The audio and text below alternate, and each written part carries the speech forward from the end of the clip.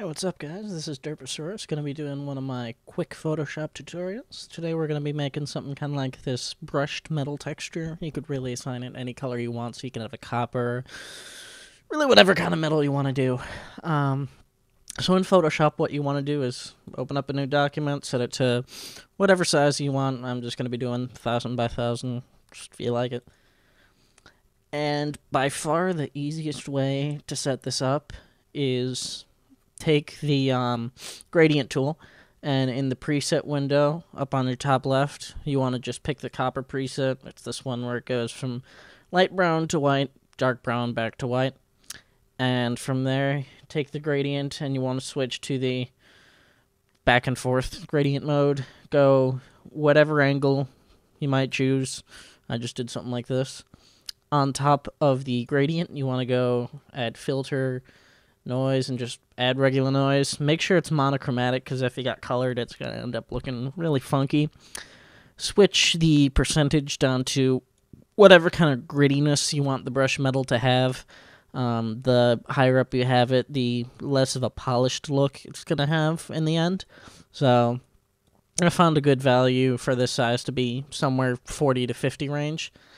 Hit OK with that, and then you want to go throw a motion blur on top of your gradient and the noise, and from there you see whatever distance you want it to look like. Even at this point, it's looking like a good brushed metal.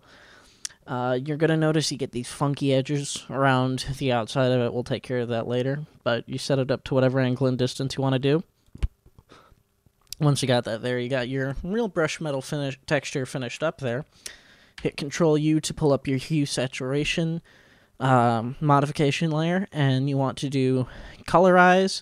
And if you just want to do an aluminum or just a chrome looking material, you just drop the saturation down till it's gray.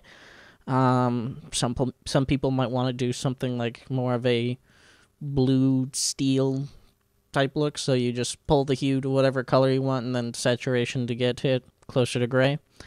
Hit OK on that, and the real nice thing that adds a good touch to this in the end is using a lighting effects, just to give it a good shaded feel to it. So you go filter, render, lighting effects, and you move until it's got a nice edge to it that makes it look like a real life texture that you'd be able to use with whatever you may need.